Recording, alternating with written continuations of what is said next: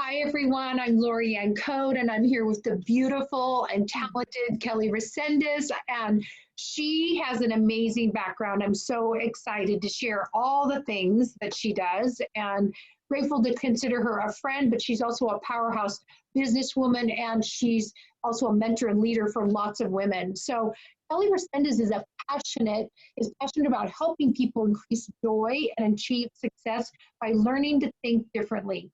Kelly's own journey has helped her create the strategies and tools that she shares throughout her books, Big Voices, which is a great book, by the way, I've read that, and A Foundation to Sustainable Success.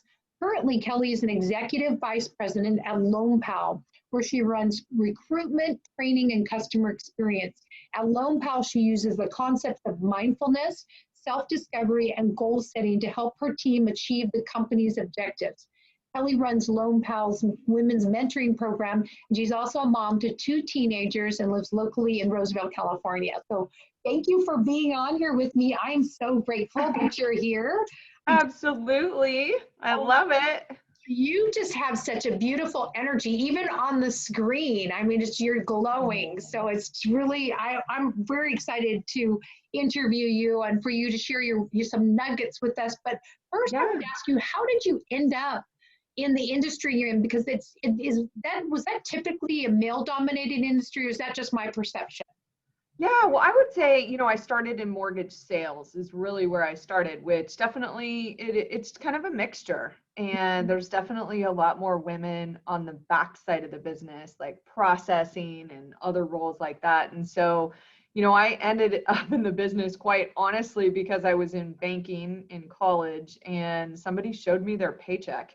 And back then it was all about making money. That was what was important to me prior to, I would say, my awakening. And that's honestly how I got in, is that there was just there was no ceiling to what you could create from a prosperity standpoint. And that's honestly just how I chose getting into that industry.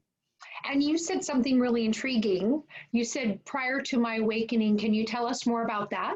Yeah, for sure. Yeah.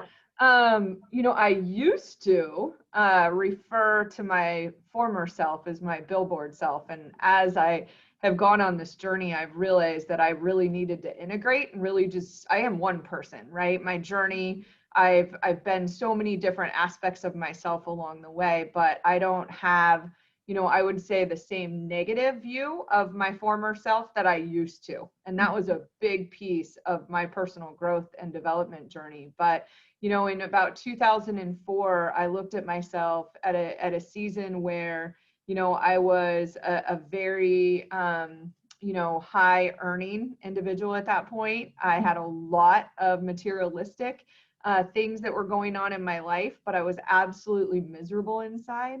And I had an awakening, and it was really came through a combination of pain, I would say, from my mom getting diagnosed with dementia, losing my grandmother, and starting a journey with my sister's mental health that just brought me to my knees. And I finally just realized that I was absolutely miserable, and I needed to start taking steps to learn how to be present and be content and find some inner peace. So I kind of say the person that I was before that was definitely very significant driven, very money driven. I was a people pleaser. I was a perfectionist. I was a egoholic, I would say.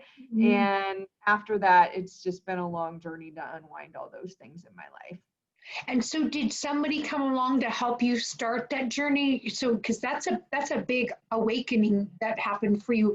When all of those things came together, who or what showed up for you to help you on that journey? There's a myriad of different teachers that showed up along the way. So I would say the first thing that I had to do was get my physical health in check, which is amazing when you can finally do that. And, that just came from a friend recommending that I read a book called The China Study. I'd shared what was going on with my mom, and all of a sudden it really started to open my eyes to how much food was related to disease. And that was the first step, was just getting my physical health in check.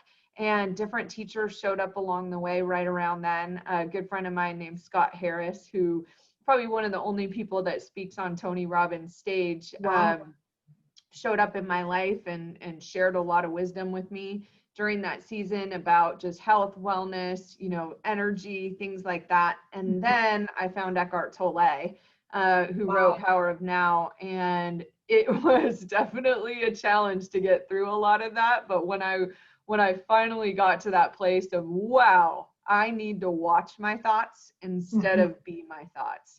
You know, it became so powerful. And I've been in the consciousness space now for over 16 years and, you know, consider myself a student and a teacher all at the same time. But that's really where, when we learn how to, you know, tell ourselves what to think, we become so much more powerful. Most of us are just a victim to the thoughts that occur. We don't know where they come from. I mean, it doesn't make a lot of sense why so many women aren't confident and powerful and feel worthy. Like, why should we feel anything but those things? And so when I learned to watch the thoughts that I was having and input better thoughts that actually align with my vision, that's where magic started to happen. It's so fascinating. And I think it's also in your bio, you wrote that you are in charge of mindfulness and self-discovery at Loanpal. And that just seems like so incongruent with each other. So can you tell us more about that? Yeah, well, no, I think I have an opportunity to share those things with our team here.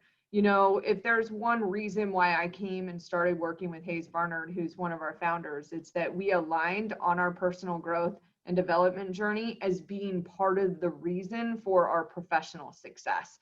And so I get to do vision and goal planning here. You know, I just shared with all of our women on Friday, you know, different tools that they could use to create an abundant life. And so I get to share those things with our team along the way. It's not my full-time job here, but I get to drop the wisdom whenever I can.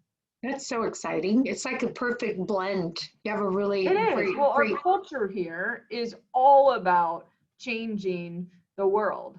You know, we want to bring climate control, you know, to its head and really make a bigger difference in that area. But we also want our employees to feel like they're a part of something bigger than just getting a paycheck or going to a job. So with that being said, what's the best part about your day? And what is the biggest challenge about your day? Yeah, I would say the best part of my day today, honestly, was I got to see a solar system that we built. And the one that I looked at today was just in Colombia, and it was something that was revolutionary. And we're here on the front lines doing solar and mortgage financing, right? But our company is supporting our nonprofit Give Power. And so I'm crushing my day with meetings and everything like that. And I just happened to see a Give Power, you know, message on LinkedIn, and I get to share that. You know, I get to share that that's what really drives us. And honestly, that's what keeps me going every single day, is just knowing that there are people all over the world that are benefiting from the work that we're doing here today. So I would say the most challenging aspect of my day is just the speed and lack of space in between meetings that I often have. And if I were in a place where I could create a little bit more space in between meetings, I would. But right now it's just, we've got a big mission ahead of us. And so it's just trying to make sure that my self-care is in alignment. You know, I'm a professional bath taker at this point in my life. Like, I know how to offset a lot of times, but days like today, I might end up going home and taking a bath, going for a walk, and being in bed by 8. Like, honestly, like I have to know my human capacity. So that's definitely the greatest challenge, is when I know that I've pushed a little bit farther than what I would love to. And so with that your question, you're just leading right into all of these great questions that are popping up. So how do you find balance? Because I know some people say there's no such thing as balance. Some people say balance is necessary. You know, you getting into bed early, it sounds like one way, which I relate to that, 8 p.m. in bed. But how do you feed yourself, and how do you find balance? Yeah, so what I'd start with, Lorianne, is that whatever we believe is what we'll create. So for the people that say there's no such thing as balance, there won't be, because we are the creators of the life that we choose for ourselves. And the minute that we start to fall victim to limiting beliefs like that, like, it's just, you're going to have a snowball effect of not having balance, right? So the first thing that you have to do is you have to choose the priorities in your life.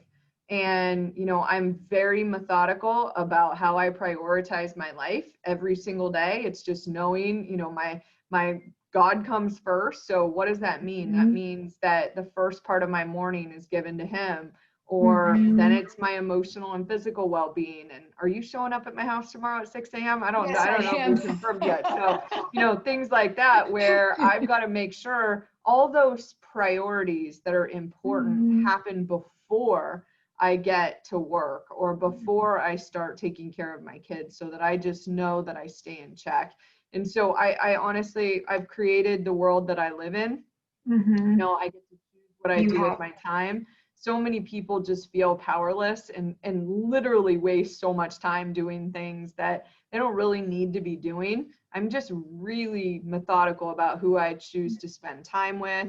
If I ask myself, is this really something that I choose to do? You know, I was having a conversation with somebody a long time ago that they're like, do you know how many people would go to a movie and halfway through they're like, this movie's terrible, but they will sit through the rest of it? That's just how life is. Yeah, I don't sit. You don't either. No. Stand up and walk yourself out. If you don't like the position that you're in that moment, go create something different. And so I believe balance is probably not the right word that we need to search for as women. I think that we need to search for alignment, that we need to align our time and I need to write that down. Yeah, with what our priorities are. And when we're in alignment, then we feel abundant.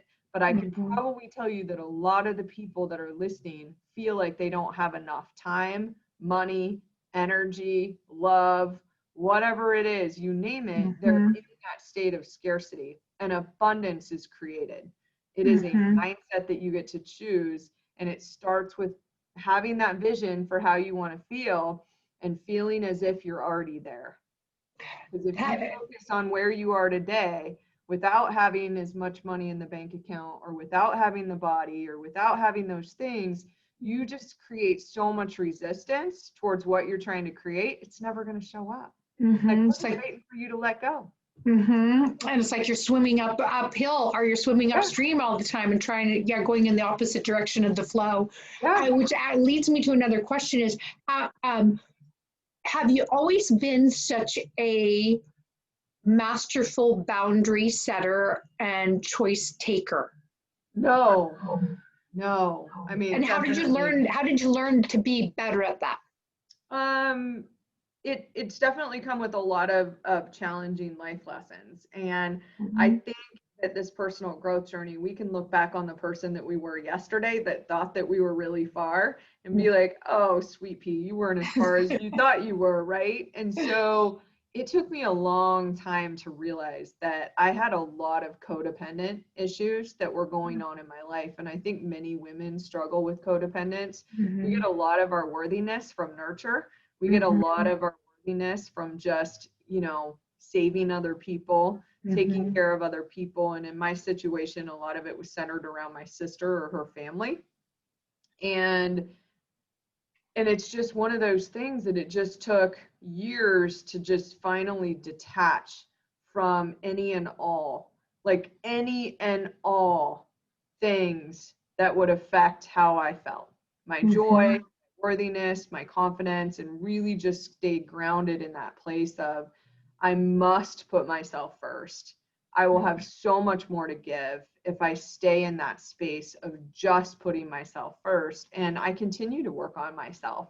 You know, I think you're having one of my coaches on, Alana Pratt, that's helped me work through some of those things that I just didn't realize, that there were some things that were buried in my subconscious, or aspects of myself that were still extremely significance driven, when I thought it was just about giving. Well, no, it was really about getting. I was getting something from that. And when we get to that place where we just know it is truly about overflowing, then we just feel so much more powerful and so much more energized, and we're not going to feel depleted. So if anyone that's listening feels depleted when you're doing, that's a really good indication that you might want to just sit back a little bit and say, I'm not coming from a place of abundance yet. I need to just put myself first for a little bit longer. So is that would be a red flag that they'll get like a some type of a gut reaction, like this isn't feeding me, I'm not feeling served, or they'll walk away from a situation feeling like there's something not quite amiss. 100%. Yeah, okay. 100%. You will know. I mean, I always say there is a disturbance in the force, right? Like you just know, That's like a great intuitively know. Now, it is tricky because it is really, sometimes you do need a teacher to show you where you have like just walls, right? Because a lot of us might have walls up because we've been hurt before, we're afraid or whatnot. You know, the difference between that and that deeper intuitive guidance system. So you've got to do a little bit of differentiation between those two, because otherwise you're just going to close yourself up. So it's just, how do I keep my heart open, but have really solid boundaries so that toxic people aren't pulling from me at all times. And so, because you're out in the public a lot, you have a lot of different people around you. You're running a company, and you do have a very high vibe company, which you have set the tone for that.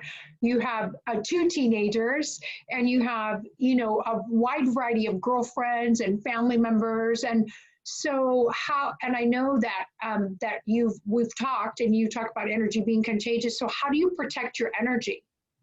Yeah. So, I mean, the great news is that I'm just a part of the leadership team here at Loanpal. I'm a part of it. And so we've got a great team of people that are all doing their part for that. And so I feel really strongly that at work, especially, like we all know what we're responsible for and what part of the company's initiatives we all need to start, moving towards. So a lot of it starts with clarity. Like that's where a lot of times people don't feel good, is because they don't have clarity about what they're supposed to be doing in their career or what they really want. Like I know exactly where I am there. I know exactly, in my personal life, the people that I choose to surround myself with. And so I get to ask myself, like, did I really enjoy that? And I think a lot of times we're just so afraid to disappoint other people that we put ourselves into situations where we really don't enjoy ourselves. And so, I would say it's a learning lesson, but if you find yourself in a situation where you've got to protect your energy level, all it is just, a little bit of leaning into it and basically just saying, you know what? I am ready. I am ready for this day. I am armed. I am not here to fight other people's battles. I'm not here to save other people. And I'm going to just protect myself in this moment from allowing anyone else's energy to have any effect on me in this moment. And so I'll actually go through that, especially if I'm speaking, because I can, I'm an empath. So I'm feeling a lot of pain and I don't take any of it on. But I also go through a morning ritual every day where I'm like, that mantra that I just shared, it's every day, 365 days out of the year. And it's like putting on a little energetic jacket to protect you, from people tapping in. So great. And so what would you say to your younger self if you could go back and say, listen, Kelly, come over here, I need to have a talk with you? And what would you say to her? Yeah, that's one of the most fascinating questions, right? Because really, if we did one thing different, our entire life would be different. Yes. And so I live without regret. What I would say is that all we need is to learn how to love ourselves much better. Like many of us treat ourselves worse than we would an enemy. Like we don't take care of ourselves, we don't talk to ourselves right. And so really just being in that space of learn how to self-soothe, because we've looked externally for far too long. If I look at the challenges, it's because this happened with my parents or that happened, and it was always this external story, right? The boyfriend, the teacher, the parents, the whatever it is, it's always this external thing. And if we are able to connect with our inner child to the space of just loving and acceptance and non-judgment and whatnot, it just changes the whole way that we experience life. That's so beautifully put. And so what's next for Kelly? What is, when you look forward in the next 2 to 5 years, what are you looking to see happen? Yeah. Well, oh my goodness. Like my life with my teenagers is, I feel like it's coming to this place of, you know, my daughter is applying for colleges, and so that's going to be a big shift. And my son is 15, and so driving and whatnot. And so really, I'm just going to love every minute with my kids for right now. You know, as far as the company goes, we're really excited to bring green energy financing everywhere, you know, into the home improvement space, and really looking forward to being more of a household name when it comes to that, so that we can do our part in saving the environment and really just making a bigger difference in the world. So I'm going to stay in this space of just joy and contribution, and hopefully get another book out here in the next year or two. And that's awesome. Yeah, it's in editing now, but it's going to take a little bit longer than I have before, just because of my capacity right now. So yeah, is it also about self-growth and self-discovery? Yeah, it's definitely just about worthiness. And wow, that's awesome. Yeah, and it's one of those things that, you know, I think most psychologists or change agents or anyone that's in the space would tell you that the greatest epidemic today is people feeling like they're not enough. And, you know, I can't imagine how much different it would have been when I was a teenager had I had social media or other things. You know, the airbrushed world that we live in today, where everybody's completely, you know, filtered and whatnot. People have lost sight of our own worthiness. And I think that there's a way that we can learn how to really stay focused on that being just an important part of our self-care rituals. Gosh, you're sharing so many great nuggets. I feel like we could talk for a few hours, but we'll have to get your book. That's for sure. Yes. So, but what I want to do is do a few rapid fire questions just so we can get to know you a little bit better. So, so if what is the best part of your day? Are you a morning or evening person?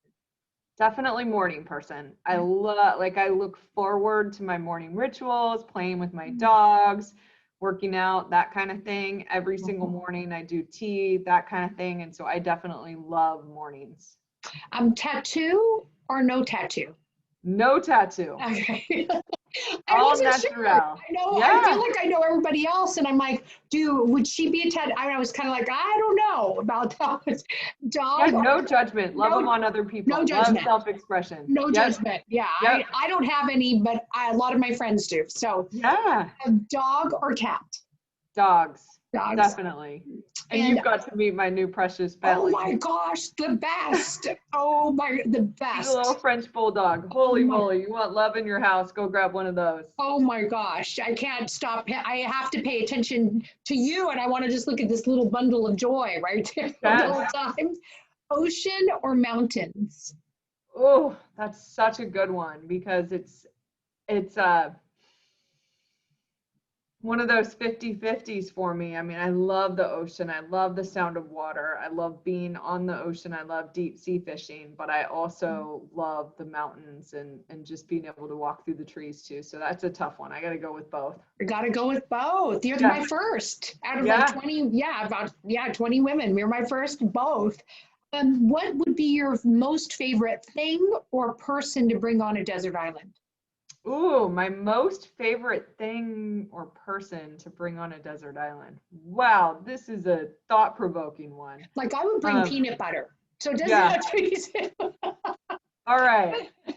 You know, I would probably say I would bring my tea with me, just because I absolutely love my Earl Grey tea in the morning with some coconut vanilla milk in it. So yum. Is my that favorite? Earl Grey, just the basic, is it the gray box? And then I just add the cream in it. Oh my gosh, that sounds so yummy. I'll have to make you one in the morning. I know, that sounds so good. Yeah.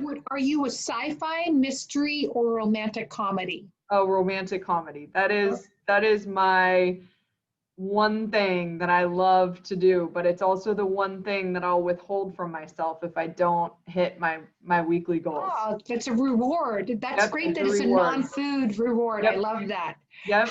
How do you recharge? How do I recharge? I recharge every single day, to be honest with you. It is done through meditation, through walks, through, taking my baths, etc. I have convinced myself that when I take a bath that I'm washing off anything that I've had from the day, so that I can just go into enjoying a dinner or that kind of thing. But I'm also a great sleeper. For anyone that doesn't meditate, and for anyone that just doesn't believe that you have the power to create different states, like I literally am probably like the best sleeper that you know. Like That's awesome. A train could run through my room and it would just be like, nope, I'm sleeping.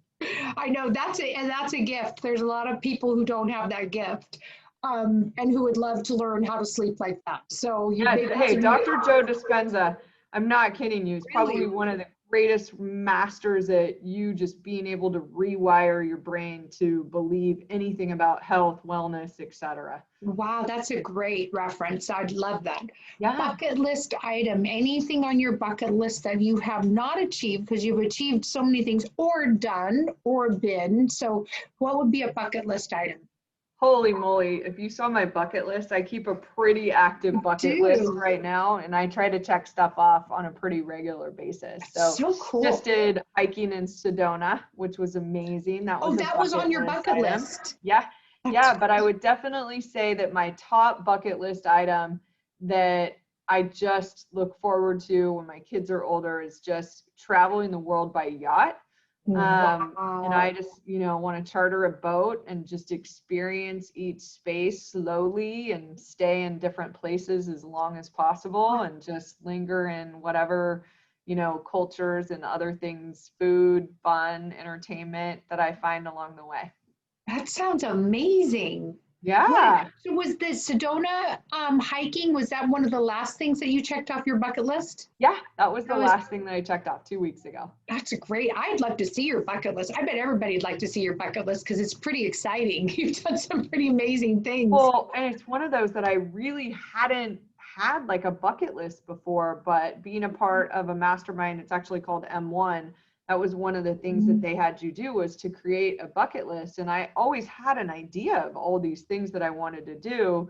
But once I started writing them down, like one of my bucket list items this year was to help fund an orphanage in Africa. And I was able to do that this year. Amazing. So just being able to check stuff off like on a regular basis just brings you, so much fulfillment and gratitude at the same time that I was able to give back. Last question, any words of wisdom for anybody just getting started? Words of wisdom, just accept where you are today.